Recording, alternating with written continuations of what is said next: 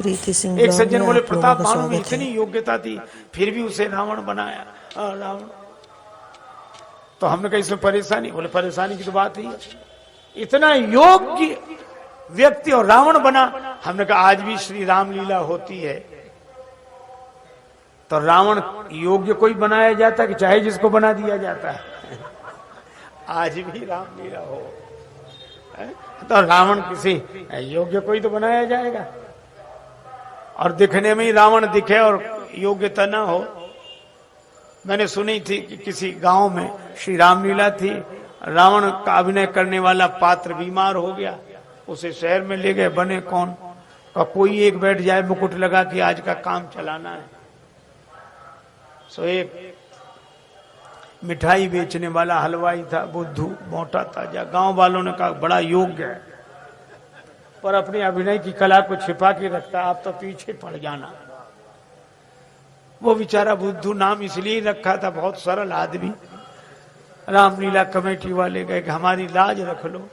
बुद्धू बोला मिठाई बेचते हैं कि लाज रखते हैं? भैया तुम रावण बन जाओ। बोला हमें कुछ नहीं आता। बोले यही तो आपकी महानता है कि छिपा के रखते हैं आप अपनी कला। अब वो बहुत मना करे, बोले नहीं नहीं नहीं नहीं। फिर बुद्धू कैसा जो मान ना जाए।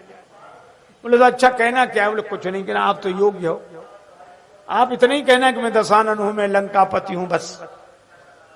बुद्धू मान गए। दिन भर यही रटे हो, लोग मिठाई खरीदने आए, मैं लंकापति हूं, मैं दशानन हूं। लोगों का क्या हो गया इस बुद्धू को? रात्रि को जब स्टेज पर मंच में मुकुट लगा के बिठाया बुद्धू, तो उसका शरीर तो ऐसा लगे कि सचमुच बड़ा।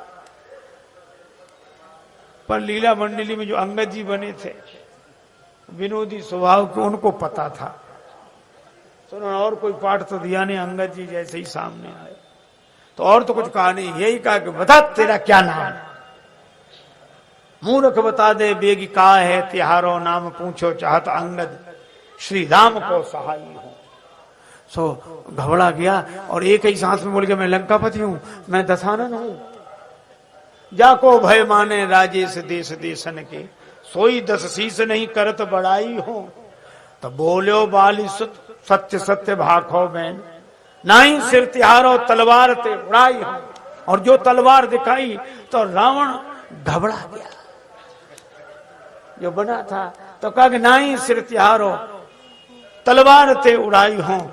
तो घबरा के बोला माफ करो अंगद जी, मारो मत, रावण नहीं गंगा की दुहाई में बुद्धू हलवाई।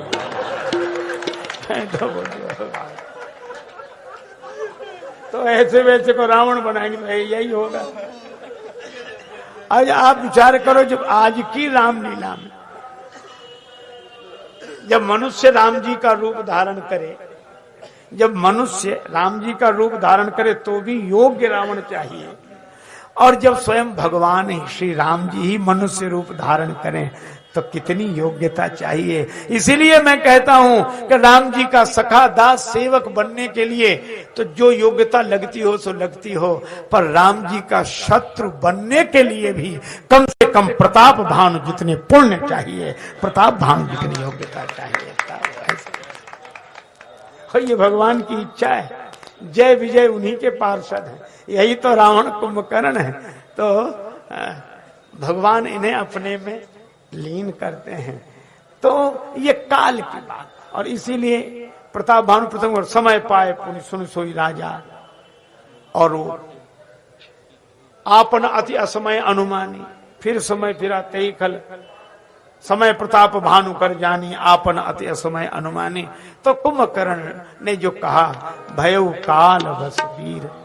अच्छा एक बात और, किसी ने कहा कि भगवान ने मारीच को देव दुर्लभ गति दे दी, मुनि दुर्लभ गति, मुनि दुर्लभ गति दीन सुजाना। तो मारीच कोई भक्त है, मारीच कोई संत है? चलो मान लो कुंभकर्ण को अपने में लीन कर लिया, रावण को भी अपने में। ये इतनी ऊंचाई भगवान क्यों देते हैं? एक और तो मारते हैं, एक और तो मारते हैं और दूसरी ओर अपना धाम देते हैं, ऊंचाई देते हैं। क्यों? अरे कहा कि इसका सीधा सा अर्थ है, आज भी कोई श्री राम लीला में खलनायक की भूमिका में अभिनय करे तो मंच पे तो उसे बाण ही मारा जाता है, पर जो जितना बढ़िया अभिनय करे पर्दे के पीछे उसे इनाम दिया जाता है कि नहीं? ऐसा थोड़ी कि मंच पे उसे मारे फिर पकड़ के पुलिस में बंद कराएंगे, साहब ये वो याद नहीं। तो अभिनय का तो उपहार और इनाम मिलता है, पुरस्कार मिलता है। तो राम जी भी खुश हो जाते हैं, वाह मारीच क्या अभिनय किया है, कुंभकर्ण कमाल कर दिया। अच्छी लगे तो लाइक शेयर कमेंट करिए, सब्सक्राइब करना ना भूलें। धन्यवाद।